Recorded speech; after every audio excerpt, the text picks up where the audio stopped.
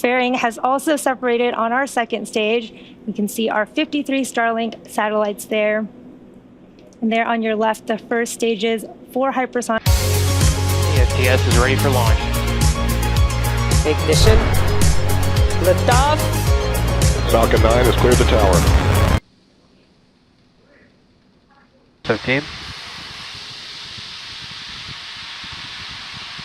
4, 3, 2, 1.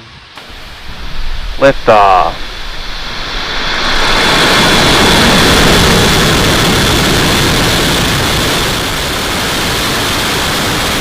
Vehicle is pushing downrange.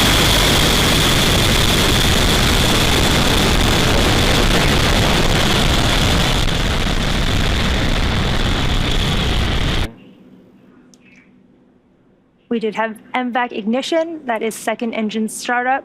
On those live views from the second stage on your right, you can see the first stage's 4. Fairing separation confirmed. Fairing has also separated on our second stage.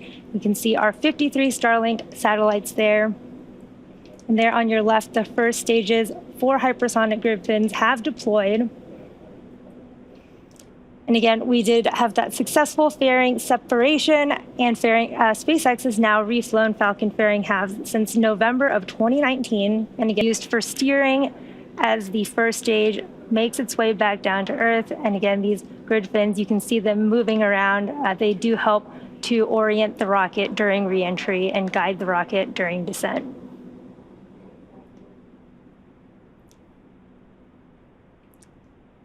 Falcon-9 first stage is also equipped with 4 landing legs made of state-of-the-art carbon fiber with aluminum honeycomb, and they are placed symmetrically around the base of the rocket, and they'll deploy just prior to landing. In just about 20 seconds here, we'll be coming up on our stage 1 entry burn. Again, this is a 3-engine burn meant to slow the first stage down as it hits the thicker parts of the Earth's atmosphere. It'll be about a 20-second burn. Stage 1 FTS is safe. Stage 1 entry burn startup. We did have the start of our stage 1 entry burn. You can see on those live views, that's a 3-engine burn of the Falcon 9 first stage.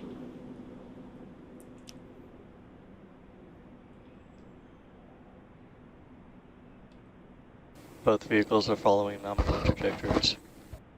Stage 1 entry burn shutdown. We did have a successful stage 1 entry burn. And stage 2 is continuing to look good with our Starlink payload.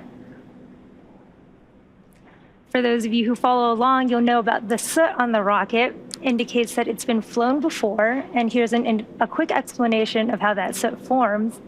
So the rocket-grade kerosene, or RP1, used to fuel a Falcon 9 is carbon-based. So when this fuel burns, it generates soot. Now, as the booster approaches the landing site during descent and does its long re-entry burn, which it just did, to slow down prior to re-entering the atmosphere, the rocket will actually fly through its own plume, which deposits the soot onto the rocket.